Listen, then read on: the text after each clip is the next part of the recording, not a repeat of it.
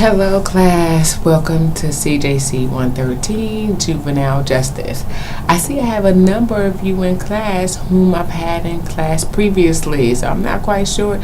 You must couldn't find anyone else to take the class with, so you were stuck with me. So I look forward to working with each of you. I wanted to come on, give a quick overview of the course, expectations, address a few questions I've received, and then go ahead and get this class started. First, your orientation quiz. Please pay attention.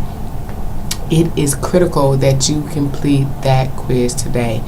Failure to complete that orientation quiz will result in you being dropped from class. This is a federal mandate and it's what we use to capture your attendance presence for online courses. So please make sure you log on and complete that. If you're taking any other CJC courses, you've seen some of the questions.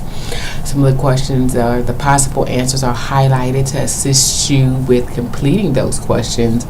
So it's definitely not intended to be time intensive, just something that you can go on really quick and we can capture your attendance, which I can then enter an E-date for you, which is basically saying your entry date, the first day that you accessed the class and completed something. So make sure you go on, log in and complete that.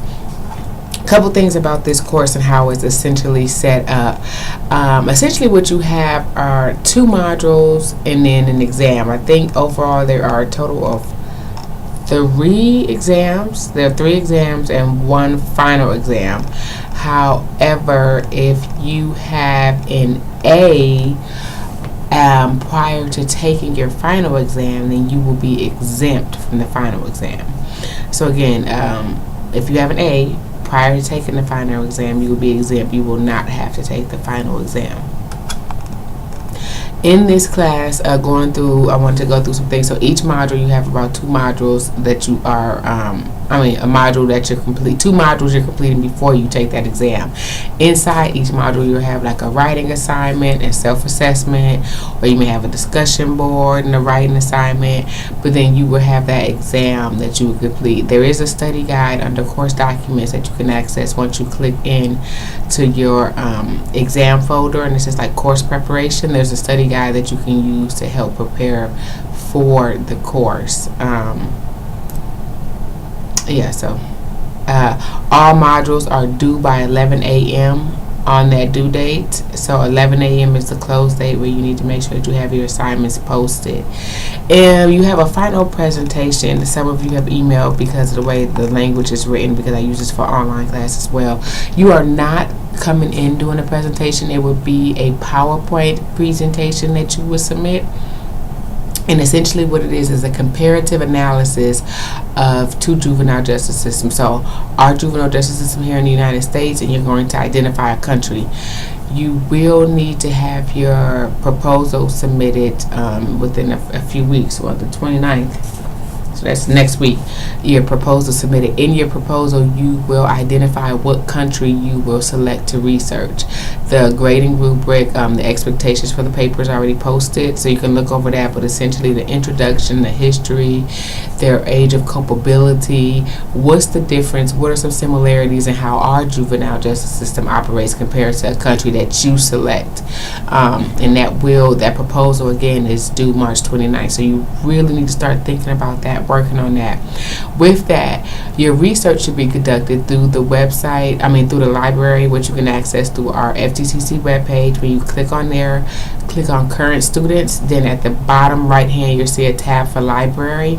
Click on that and you can, just like you do Yahoo or Google, but you want to make sure you have reputable sources and journal articles and things and whatnot when you're conducting your research for that. We'll talk a little bit more about that. We'll definitely do a video chat and go more in detail with that. But make sure you're keeping that on your radar, that you have that final presentation, that you really can't afford to wait till the last minute to try to throw together. The proposal is due in a few weeks. This is only an 8-week class, so it may have that sense of urgency, or like you're always doing something, but I will try. I take it into consideration. I'm not trying to burn you out, but there's some information that is imperative that we cover and make sure you understand some basic information with the juvenile justice system. Our first video live video lecture. For those of you who have not had me, I often do these video announcements, and I also do a live video chat. Our first live video chat will be Friday. I know, I was like Friday, yeah. But Friday at 7 p.m. So that's this Friday, which is the 23rd at 5 p.m. I want to do it on Friday, to touch bases with you before the weekend. Make sure you understand your proposal submission, your guidelines, what you need to do, because that's due that following week. So I want to give you time over the weekend to research that and work on that. And then I also want to go over some of the juvenile justice information there. We are moving on to Module 1, which is the Introduction to Juvenile Justice, which opens today and closes on Monday. Please remember, all modules will close at 11. With Blackboard, pay attention to this part, because some of you will email me and I'm going to direct you back to this video.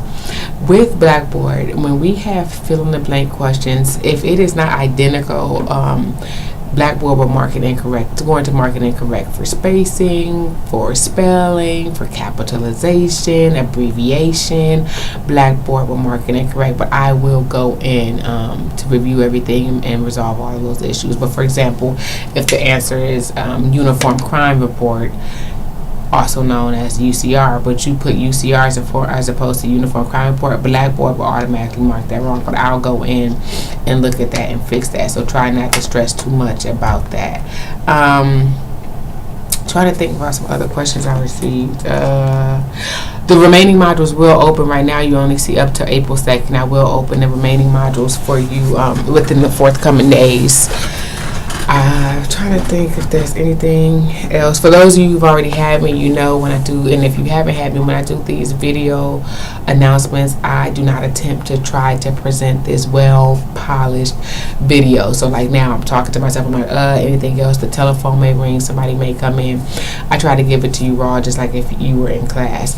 I incorporate technology in my online class to help facilitate and encourage interpersonal communication and collaboration, and making it a more personable class, so we're not just going through the motions online, going through the motions behind the computer, but actually putting a face with the name and the person that's grading your stuff and the person that's reading and who you're reading. So with our live video chats, if they're not mandatory, I would encourage you to try to make one video chat, especially if you have questions, so you can get that real-time response, so you don't have to email me and then wait for me to respond the next day. With emails, I typically respond to all emails within 24 hours with the exception of the weekend. If you email me Saturday, you may get a response, but most likely you won't get a response until Monday. I will try to check my email, but I also try to reserve that time for family time, but sometimes I'm just checking my email anyway. But try to look ahead when you're doing stuff, to try not to wait till the last minute, because if you run into any issues and you email me like Sunday, you're probably not going to get a response to me until I'm back in the office on that Monday. Email is usually the best way, but you can always call or stop by the office. If you're ever on campus and you just want to stop by my office. We can sit down if you have any questions, if you're not understanding something. I'm always available for you.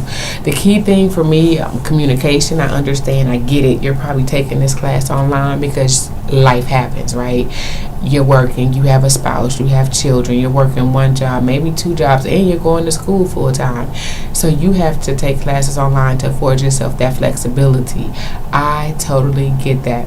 What I ask from you is that you communicate with me. If something comes up, if something comes up on your job or you have unforeseen family, just shoot me an email or pick up the phone and call me. Hey, Dr. D, this assignment may be be submitted after 11 or after 2 p.m. because such and such happened. Just communicate with me. The issue arises where you stop doing your work and I haven't heard anything from you, and then you try to contact me like 2 weeks later or 3 weeks later. I've been going through X, Y, and Z. Well, 2 or 3 weeks have elapsed where we've had no communication. Make sure you communicate up front. I'm here to work with you. I'm not trying to hold you back. I want to help you get through this journey, get through this class. So I'm not here to try to hinder you, but I need you to communicate with me to let me know what's going on. I think that's it. I can't think of any other questions. A lot of questions was about the PowerPoint presentation because the way it was written, people thought they were going to have to come in, and the whole thing about presenting early and all of that. So you're not presenting at all. You're submitting a PowerPoint presentation. And we're going to go over the guidelines. We'll talk about that some more, but I just want to put you at ease with that. That is not a actual presentation you have to come in for. E-text. Make sure if you have not done so, if you're planning on using the e-text, that you opt in. I know some of you have contacted me asking if you can rent the book or purchase the book off of Amazon. By all means, yes, you can do that. If you are planning to opt in and use the e-text, make sure you do that ASAP so you can get access to the material, because you will need the book and the additional resources for this class. I think that's all. Something else may come. I may shoot you another email if something else comes up, or if I get any other really good questions that I think I should address to the class. If not, happy Monday, start of a new week. I'm looking forward to working with each of you, reading your discussion boards, and let's go ahead and get this journey started and knock out these 8 weeks. I will talk to you guys soon. Hopefully I'll see you on Friday at 7 p.m. Bye.